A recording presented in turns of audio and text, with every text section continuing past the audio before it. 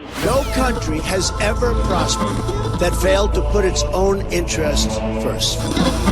We will no longer surrender this country or its people to the false song of globalism. New Right Network. Mobilizing, countering the left, energizing the right. New Right Network, home of the New Right movement. Welcome to the weekly wrap-up where two guys sit around a camera trying to figure out what just happened. My name's Bob Dunlap. Ooh. And I'm Eric Matheny, and welcome back. Took a week off. Merry Christmas. How was it? Your Christmas and Hanukkah? Great Christmas, great Hanukkah. Had a wonderful time with the family. Kids got new bikes, so they're tearing around the neighborhood, loving it. Nice.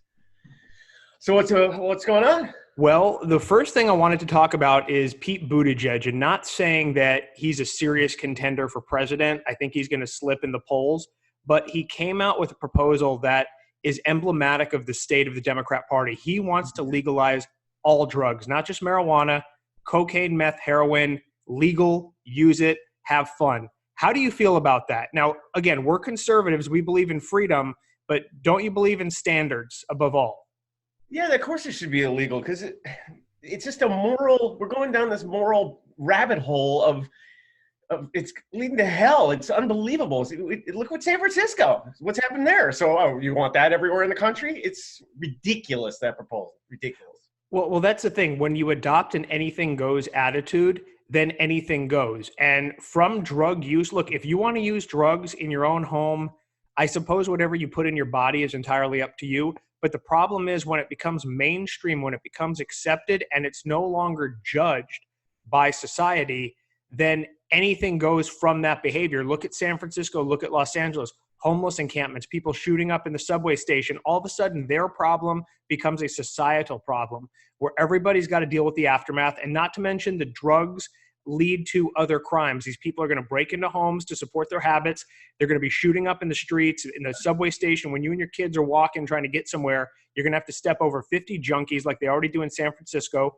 The problem with the Democrat Party is as they try to appeal to a younger and less informed base, they're adopting this anything goes attitude. And frankly, that fits with liberalism because a society that's drugged out, ridden with crime is going to be more dependent on the government. And if you're more dependent on the government, you're more likely to put Democrats in power because that's what they do. They take care of people from the cradle to the grave, 100% government control. What about the kids? 'Cause that's what the Democrats do, bring up the kids. But if I'm an 8-year-old kid and I see my dad shooting up in the driveway heroin, I'm like, hey, that looks fun. I'm going to do it too. It's ridiculous, that proposal. It would lead to our destruction quickly too. I think so, but the thing is, it's above just the drug use. It's about going back to standards of decency, things that we as a society are okay with and things that we're not okay with. And we are not okay with what we see in San Francisco and what we see in Los Angeles of people shooting up and laying in the streets and overdosing every which way and everywhere because their right to use drugs does not trump my right or your right to live peacefully, to have property values that are maintained, to be able to go outside, to move freely about town without stepping in human waste or tripping over someone who's overdosed. And that's a real problem. And if you want to judge what liberalism is going to do nationwide, look no further than San Francisco or Los Angeles. That is a petri dish of what the greater scheme of liberalism could do for this country as a whole. I think it's unbelievable. Their morals, their decency, their lack of God, it's really gotten bad. The left and the right are so different right now. It's horrible. Well, it's the culture, and politics is always downstream from the culture. The culture sets the tone, and I think what we're seeing is just symptomatic of where our culture is. We're very divided. We're very preoccupied. I also think we're incredibly bored. And we've talked about this on previous shows with liberalism stemming from boredom, that if you have nothing to do, no greater cause, no Great Depression, no Great War, you're going to find your solace, you're going to find your higher purpose in these made up causes like climate change, hysteria, or impeachment. Because we all need a cause. We all need to belong to something greater than ourselves. It's human need. We're tribal animals. And the fact remains that we're very comfortable. Even the poorest among us have $1,000 phones and have our basic needs met. So once that's done, you're going to go find your recreation elsewhere. And recreation right now is rage. Online rage is the recreation of the day. I've seen some bullying recently that I didn't even know existed online with a friend of mine, and it's horrible. But people just, like, bye, and you don't know me, and they think that that's okay. I've had people say they wish I commit suicide. I was like, man, hey. I get that all the time, especially on Twitter when you reply to the president. It's like everyone with 50 followers or less just sits there waiting like, you're a terrible person, you're dumb, I hate you, I hope you die, white man. There was a video that was out a while ago. It was some guy running for office, I think in Maine or Vermont or somewhere in the Northeast. And they were talking about suicides among white males, which is a very high demographic for suicides. And they're saying, well, yeah, it's a good thing that these white men are killing themselves. Really, the left, the modern left, is kind of preempted on this idea that white people, especially white men, are the root of their problems. And when you have people like Alexandria Ocasio-Cortez coming out and saying, we need revolution, we need groundbreaking societal change, I think that's code word for we need less white males. It's hilarious to see a white guy say this too. White men are the worst. Oh, like Michael Moore? Yeah, it's like, wait, you're a white guy. He's such a fat waste of life, I swear to God. But, that's his brand. He's been doing that since Bowling for Columbine and Fahrenheit 9/11. I mean, that's what he does. He's a filmmaker. Yeah, he like, look, man, I don't know his genetics. I don't know what he does, but for the love of God, like anyone that treats their body like a sewer system, like how can you take him seriously? I'm sorry. Like you don't have to have 6-pack abs, but Jesus, like you look like shit. You look like absolute shit, man. Like get a haircut, like clean yourself up, lose a little weight. How are these people walking around? Like we see in other people, what we want to admire. So how can we admire a guy like that who treats his body like a toilet? I'm sorry, I don't take him seriously. And you call me a fat shamer, you can call me whatever you want, but some 400-pound blob like that who's on TV telling me that I'm the problem? No, you're the problem because you're the reason why our health premiums are jacked up because you treat your body like garbage. You sound like Bill Maher. Do you remember that rant he went on? I love Bill Maher, man. I'm sorry, he's a liberal, but I watch him routinely. I think he's great.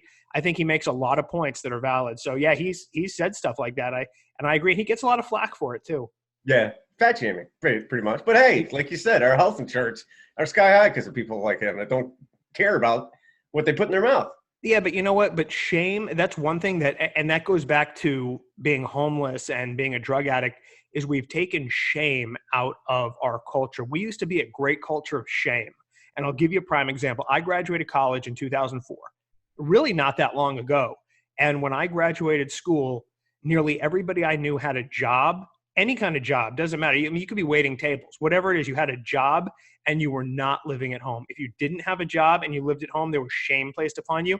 And you know what? For the people that didn't have jobs and the people that lived at home, that shame motivated them to do better. And now, honestly, some of the richest, most successful guys I know now are the guys we were shaming 15 years ago because they weren't living up to their potential. They were slacking off. They weren't finishing school. They weren't working, they were living at home, and that shame, something clicked inside of them because you don't change when you're comfortable. When you're comfortable and when there's no outside forces that are pressuring you, you're not going to change. We change and we find our best selves and reach our full potential when we're challenged. It's never when you're sitting home comfortable on your $1,000 phone going, hey, one day a $170,000 job is going to fall into my lap. It's not going to happen. Go out, get off your ass, and go make something of yourself. We've talked about this before. I remember it was early on in our show too. But yeah, I agree with you. That's good. So I want to talk about something else that, I mean, it's kind of, believe it or not, it's kind of been a slow news week. And can you believe the president was quote unquote impeached, a week and a half ago? It doesn't feel like that, does it? No. Did you see him? He retweeted a bunch of Patriots last night. I guess. Oh my God. Tweet storm. A lot of people got retweeted. So, hey, if you got retweeted by the president, be careful now because you're on the radar. And a lot of people who get retweeted by the president find themselves suspended. So if you were retweeted, it's a huge honor, but please take it easy. Don't say anything that could be deemed offensive because those trolls will latch onto you and they'll mass report you. And then all of a sudden your 80,000 follower account that you've spent 10 years building is gone. Been there, done that. Yeah, you've been. Bob lost a 50,000 plus account. I'm still on my first account, believe it or not, as incendiary as I can be. God willing, I don't know how I've done it, but I've managed to fly below the radar. So one thing that Trump, he kind of went on a tweet storm, and a lot of what he's talked about, and if you look at what he's talked about today, was the homeless epidemic, especially in San Francisco, calling out Nancy Pelosi because that's her district. Homelessness in California, New York, Oregon, Seattle, all these liberal strongholds really being highlighted. Now, the fact remains, why are these homeless problems existing in predominantly Democrat areas? Look, we have homelessness everywhere. Homelessness is a problem, period. But in a state like Florida, and I know I've talked about it before, we actually enforce laws against homeless people. It's not a crime to be homeless, but you can't sleep on the street. You can't use the sidewalk as a toilet. You can't shoot up. I mean, we will still arrest you and prosecute you for drug use. And if your only crime is being homeless, there are alternatives to that. And what we do here in Florida is we had a case come out years and years ago that says you cannot arrest somebody merely for being homeless, which normally is a trespassing charge. You have to offer them an alternative if they have nowhere to go. If they refuse, then you arrest them. I think that's more than fair. Yeah. And then you have housing for these homeless people, like I take it in Florida, right? Well, we just in Miami-Dade County a couple of years ago, we spent tens and millions of dollars on this state-of-the-art facility. And look, homelessness is a problem. It's, to quote the mayor of London, it's part and parcel of living in a big city. You have to address it. You can't ignore these people. Right. You can't ship them to another city. You can't mass incarcerate them. We have to be humane about it because a lot of these people, I think a small percentage are legitimately, we're a month away from being evicted, lost their jobs, financial hardship. Now they're living out of their cars, sleeping on the street. A lot of them are also mentally ill. So I think, I'm not against government spending. I'm against government wasteful spending. And if we can curtail the waste, we're going to have money and resources available to help these folks out. Now, one of the things that I commented on today when Trump tweeted about Nancy Pelosi and all the liberal trolls jumped on my back and said, it's not Nancy Pelosi's job. I beg to differ. It is her job. She was elected to go to Washington to serve the interests of her constituents. Yeah. So what she can do is she can say, look, where I represent, this district in the Bay Area, California, has a major homeless problem. I want funding. I want federal assistance in helping these people and making it a more livable environment. Because, look, I grew up in California. I've been to San Francisco. I haven't been there in years, but I remember going there as a kid. It was gorgeous. It was iconic. And now you go there and, you're going to step in shit. You're going to step on a needle. I would not go there. I would not take my kids there. Are you kidding me? The problem with, you said something, it's why does a homeless person have to go to a state-of-the-art facility? Why can't they just go to a tent over there with a cot and you won't get rained on? Why do we have to put them in a $100 million facility when they were just sleeping on a curb? You want to know the real reason why?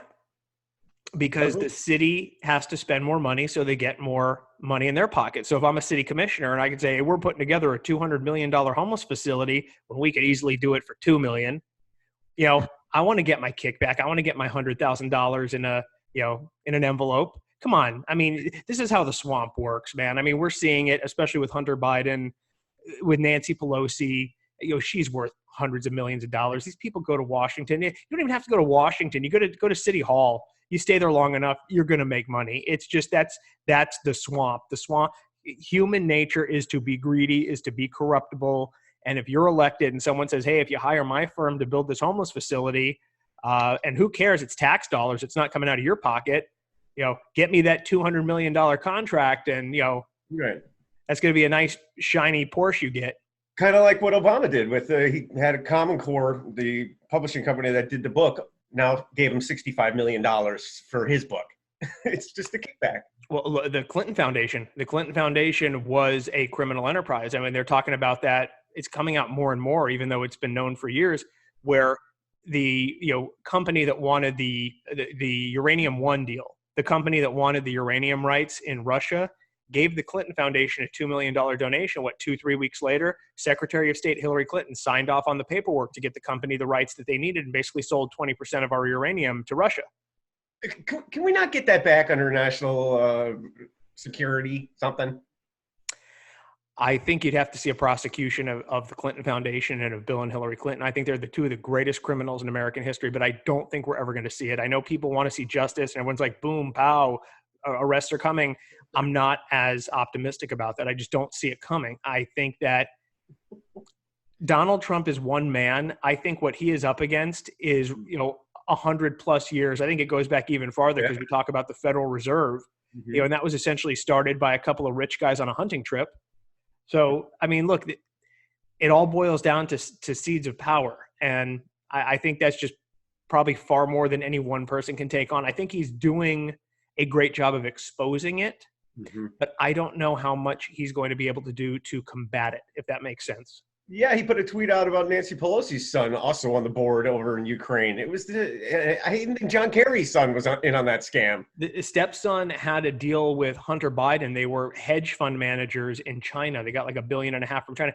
These are guys that have no experience. Like, Bob, you and I are going to go be astronauts. We leave tomorrow, but we have no training. We don't know what we're doing. Don't worry about it. We're going to go. It's the equivalent of that. Hunter Biden, if his name was Hunter Smith, he would not be sitting on the board of Burisma making $83,000 a year. The only reason they had him on that board was because he was the vice president's son. That is the only reason. It's as plain as day. And we've talked about it before. We all knew a Hunter Biden in college. The guy, who just screamed like, "Hey, do you know who my dad is?" Popped collar on the polo, drove a BMW that he got for high school graduation. We all know a Hunter Biden, probably still do.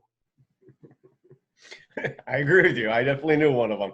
But it goes a lot deeper than any of us thought. I read it the other day that did you hear about the whistleblower on the Hammer? Brennan and Clyde. What's that? They were doing this for years. They were listening to people's conversations, Congress, Supreme Court, Trump 5 years ago, and this whistleblower's really blown it up. Yeah, I think we've been surveilled. I mean, the Patriot Act really paved the way for that, and that was a Republican piece of legislation. That really opened a whole new avenue of surveillance, and under the guise of, as a look at the FISA courts. I mean, realistically, the FISA courts shouldn't even exist. No. If you want to get a warrant to surveil an American, you should go through the court system, go through the federal courts, go through the state courts, go through wherever the jurisdiction is, and get a warrant. The same as if I'm here in Florida and I'm suspected of drug trafficking or something, the state or local police are going to go get a warrant, and they're going to tap my phone. They're going to, look at my emails. They're going to subpoena whatever they want. It should work the same way. Look, surveillance is a absolutely invaluable law enforcement tool, but when you have a secret hidden court system that is not transparent, and the methods and methodologies are not known, and that are susceptible to fraud, like we've seen with Carter Page and FISAgate and everything going on, that poses a real threat to our independence. So I believe in surveillance. It's great if the probable cause exists and if the courts are open and the process is transparent. Another cool thing that came out this week is the admiral, the one that gave Trump the heads up that he's being wiretapped. Oh, Rogers? Yeah, he's working with Durham now, so that's a huge advantage. Well, let's see what happens there. Another thing I wanted to touch on was there was a video just the other day of Jill Biden in Mexico, not in the United States, south of the border in Mexico, feeding lunch to refugees at a refugee center in Mexico. Where? In Mexico, because we don't have any problems here in the U.S. We have no refugees. We have no homeless veterans. We have no impoverished minorities. I mean, my God, Chicago, 13 people were shot in a mass shooting in Chicago that didn't get any buzz except maybe what you and I talked about here on our show. Right.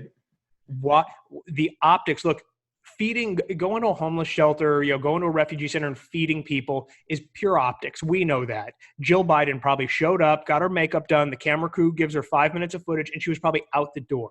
We all know that. Government, that's what you do to get reelected or get elected in the first place. But the optics of that, why not go to a homeless center in California? Why not go to a VA clinic? Why not go to Southside Chicago? Why the push and why the optics of showing more compassion and consideration for foreigners than Americans here at home? I think it's emblematic of a bigger problem where the Democrats are looking for their new power base. Am I right? They used to go to black neighborhoods every 4 years. Now we're going to help you. Now they're going to other countries. The optics are horrible. Well, they're not going to go to black communities anymore because black communities, 33% at least, are supporting Donald Trump. So they feel that they are losing or have already lost that constituency. by and large, we have walkaways, we have Brexit, we have all these movements that are leaving the Democrats because they're finally realizing the Democrats are not working for them. They're just not. And so they're turning all their efforts and all their resources to illegal immigrants, people who will come here and they will apply with free assistance, free healthcare, free tuition, free you name it, in exchange for their lifelong loyalty. And they're happy to do it. What's that? New York just did a driver's license for all the illegals. I think New Jersey did too. Yeah, that's the only argument in opposition to voter ID. It is. Look, the government can give every U.S. citizen of voting age an ID on the taxpayer's dime. You don't pay a penny out of pocket for it. Everybody gets one. Maybe it's got a little microchip or something. So once you vote, it's scanned, and every voting center nationwide knows you've already voted. I have no problem with that. I think that's a great idea. Yeah. But the only argument in opposition for it is that illegal aliens won't be able to vote, and the Democrats are counting on that. They want these illegals here, and I guarantee if you get a Democrat in power or enough Democrats in the House, or God forbid they take over the Senate, you're going to see across-the-board amnesty. You're going to see resources being allocated for these people. They're going to pander to these people left and right in exchange for a lifelong voting bloc. You get 30, 40 million illegals here, and it's goodbye America as you know it. This will never be the same. Well, let's hope we take the House back. I agree with you on that statement. It's going to be holy hell. But you know what? What about Virginia? And then taking all the guns. Didn't they know what they were voting for? I don't want to hear you complaining when you didn't get out and vote. That's the next civil war starting in Virginia, apparently. Okay, well, the thing that happened with Virginia suffers the same fate like California, Illinois, New York, is where you have these massive population centers. For instance, Virginia, you have the Washington, D.C. area, massive population center, but so much of Virginia is rural and votes Republican. If you look at those electoral maps and you see Virginia, you see that one little spot of blue and the rest is red, but that one little spot of blue is big enough to overtake the whole state. So that's what happened. They voted in a Democratic state Senate, Democratic House, whatever they call it there, and now they're instituting these very restrictive anti-Second Amendment gun restrictions, magazine capacity, what defines an automatic or semi-automatic weapon. There's even legislation now, I don't know if it's passed, but they want to, like martial arts instruction and anything quote unquote paramilitary, they want to ban that from existing and cause it to be a felony for whoever is teaching it. And you have these counties that are Second Amendment sanctuaries that are saying like, come and get it. And now you have Ralph Northam, famous for his blackface, probably trying to redeem himself in the eyes of the left, coming back and saying like, I'll send the National Guard. You are seeing there is a hotbed of activity in Virginia. And I pledge my full and undying support to those patriots who are standing up for their Second Amendment rights. And I don't want to see it come to anything more than just some talk on each side, but you have militias that are forming and training. And essentially what the bill in Virginia wants to do is do away with militias. Now, militias are constitutionally protected. And if you really read what the founding fathers said about militias, militias are the one thing standing between, a free and independent state and a complete police state. Essentially the right of the citizens to arm themselves. I mean, militia, the actual word is in the writing of the Second Amendment. Didn't know that. So I don't know what's going to happen, but it's getting real heated in Virginia. Now I worry about it, where you're going to have a state government overstep its bounds, try to seriously restrict not just ordinary time and place and manner restriction, like anti-constitutionalist restrictions on your Second Amendment rights. And people are not going to stand for it. Look, at the end of the day, you got to remember governments are comprised of men, not of God. And if people don't want to be governed by that government, look, government derives its power by the consent of the governed. That's in the Declaration of Independence. That's what we stand for. And if you overstep your bounds, if you get too powerful, it is the right and responsibility of the people to say, nope, we're not going to be governed by that, because you only sit in your seat of power because we give you consent to do so. Right. And when the government gets too powerful, people are going to respond. I think it's going to go down. I read something that he increased the jail budget for coming up, that a bunch of people are going to be jailed because of the gun situation. It's not going to be pretty. Jailed for owning firearms that they owned prior to the passing of the legislation in violation of that legislation. Like what? Like a magazine that holds 10 rounds, like a standard Glock magazine? I don't know. It just got me so depressed. I didn't read the article. I just read the headline that the governor had increased the prison ahead of what he thinks people are going to get jailed. And I'm like, oh, it's going to be a civil war there. Well, it's going to be problematic. I mean, we have yet to see what's going to happen. 2020 is going to be a very tumultuous year culturally, politically. You got a lot of anger on both sides, and both sides think they're equally right. You know, people who are doing this, you know, I don't know if there's shows like this on the resistance side. I'm sure there are.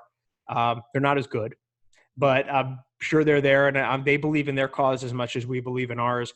So we have yet to see. But hey, you know, this time next year, and you know, I hope that when we're sitting down at Christmas dinner next year, we're toasting our newly reelected president. I mean, that's my wish for the new year. That's a good prayer. One thing I want to close on is Joe Biden has come out and said that if he's subpoenaed to testify in a Senate trial, he will not comply. What do you make of that? Wait, isn't that illegal? Isn't that what Trump is being impeached for? Not. Well, he challenged a subpoena. He challenged the subpoena, and the House saw fit to impeach him for abuse of power and contempt of Congress. So what Biden is doing, what's that? So quid pro quo. Yeah. It's like everything they did, they're just pushing it on Trump. It's ridiculous. It's an upside down world. Accuse others of that of which you are guilty. It's what the Nazis lived by. That was their whole thing. Just point your finger. That's the core of fascism. Just point your finger at the other side and say, hey, you're guilty of this when you in broad daylight are committing that offense.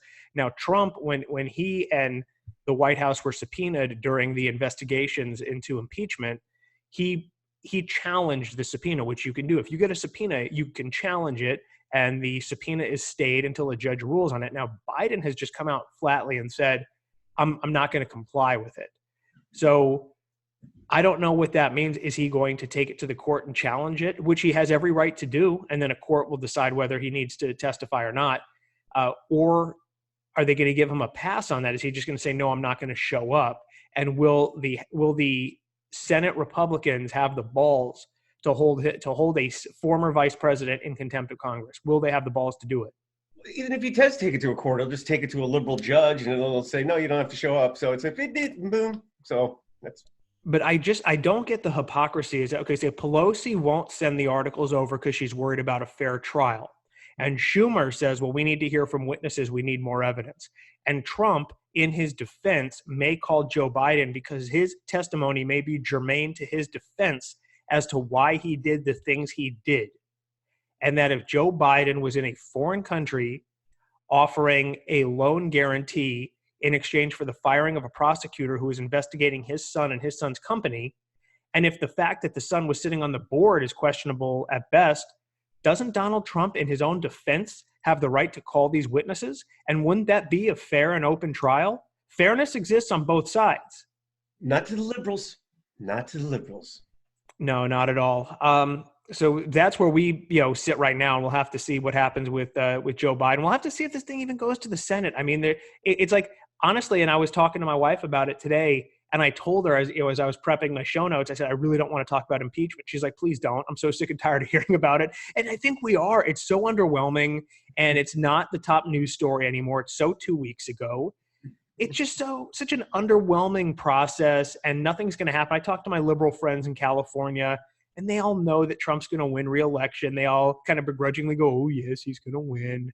And they know that this impeachment is empty and nothing's going to happen. But again, talking about liberalism is viewed through the prism of how something makes you feel. So an empty, ceremonious, spiritual victory like an impeachment makes you feel good. You can go on Twitter and you could virtue signal and you can get your likes and retweets, and it just feeds the dopamine habit that plagues all of us.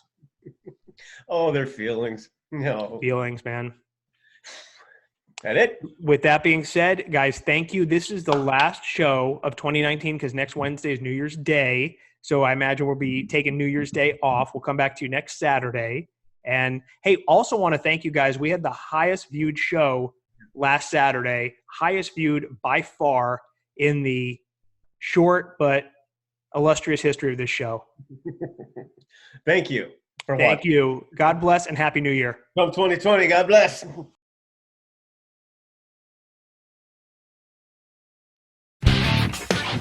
You've been listening to New Right Network, mobilizing, countering, energizing. Online at newrightnetwork.com.